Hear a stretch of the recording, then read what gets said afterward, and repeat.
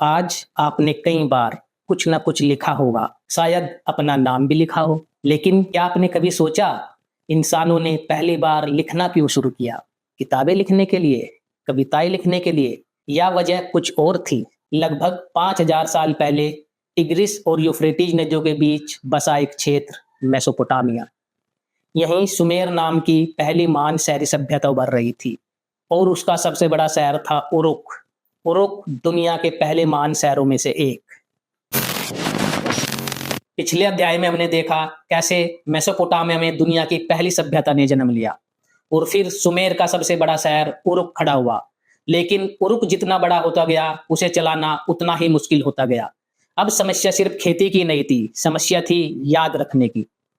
अब जरा सोचिए, हर दिन सैकड़ों किसान मंदिर के भंडारों में अनाज जमा करा रहे हैं, व्यापारी दूर दूर से सामान लेकर आ रहे हैं, मजदूरों को रोज राशन देना है और मंदिर को यह भी याद रखना है कि किसने कितना अनाज जमा कराया, किसे कितना राशन दिया और किसने कितना टैक्स चुकाया। इतना सब आखिर याद कौन रखे भाई?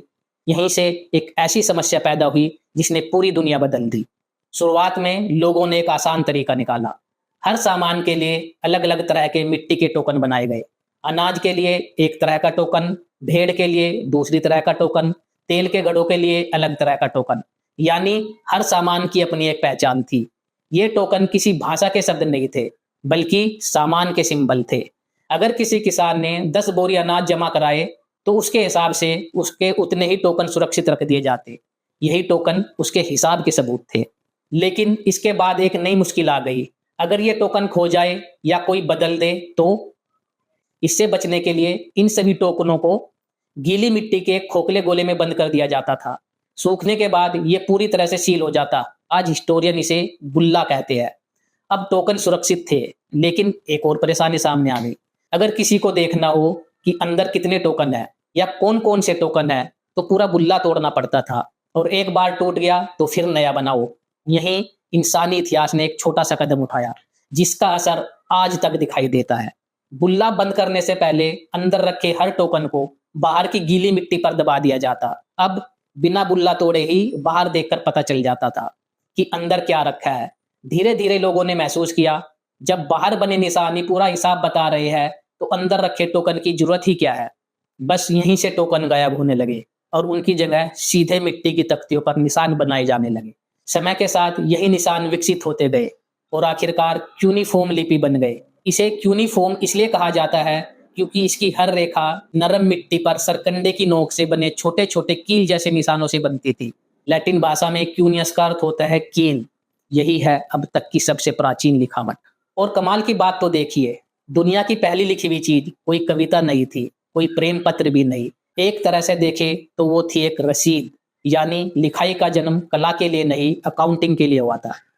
लेकिन एक बार लिखाई की शुरुआत हो गई तो उसका इस्तेमाल सिर्फ हिसाब रखने तक सीमित नहीं रहा। राजाओं के आदेश लिखे गए, व्यापार दर्ज होने लगा, कानून लिखे गए और लोगों की शिकायतें भी। और इसका एक मजेदार सबूत आज भी हमारे पास है। करीब 4000 साल पहले नन्नी नाम के एक ग्राहक ने व्यापारी इया नासिर को शिकायत लिखी और वजह, उसने अच्छा तांबा देने का वादा किया लेकिन घटिया तांबा बेच दिया। मन में तो यही आया होगा, ये के पकड़ा दिया भाई। यानी दुनिया की सबसे पुरानी लिखित कस्टमर कंप्लेंट आज भी सुरक्षित है। लगता है 1 स्टार रिव्यू देने की परंपरा लगभग 4000 साल पुरानी है। लेकिन लिखना हर किसी के बात की बात नहीं थी। यूनिफॉर्म में सैकड़ों चिन्ह थे, इन्हें सीखने में सालों लग जाते थे। यानी लिखना उस समय का एक खास हुनर था जिसे हर कोई नहीं सीख सकता था। इसलिए स्क्राइबल स्कूल बनाए गए जहां बच्चे लिखना सीखते थे। और दिलचस्प बात यह है, आर्कियोलॉजिस्ट को ऐसी तख्तियां भी मिली है जिन पर बच्चों ने शिकायत लिखी है कि गलती होने पर गुरुजी ने इनकी पिटाई कर दी। यानी होमवर्क का तनाव और टीचर की डांट भी उसी दौर से चली आ रही है। लेकिन लिखाई की सबसे बड़ी ताकत हिसाब रखना नहीं था, उसकी सबसे बड़ी ताकत थी यादों को समय से भी ज्यादा लंबा जीवन देना। इसी वजह से आज 4000 साल बाद भी हम उरुक के राजा गिलगमेश की कहानी पढ़ सकते हैं। एक ऐसा राजा जो अमर होने का रास्ता खोज रहा था। और कमाल की बात देखिए, 4000 साल पहले गिलगमेश मौत को हराना चाहता था और आज भी दुनिया भर के वैज्ञानिक बुढ़ापे को धीमा करने और इंसान की उम्र बढ़ाने पर शोध कर रहे हैं। यानी अमर होने की तलाश आज भी खत्म नहीं हुई। फर्क बस इतना है, पहले ये खोज एक राजा कर रहा था, आज पूरी दुनिया की लैब्स कर रही है। यानी अगर उरुक के लोगों ने लिखना न सीखा होता तो शायद हम न गिलगिमेश को जानते न उसके अमर होने की तलाश को। लिखाई ने सिर्फ शब्दों को नहीं बचाया, उसने सभ्यताओं को बचाया, इतिहास को बचाया और इंसान के सबसे पुराने सपने को भी हमेशा के लिए जिंदा कर दिया।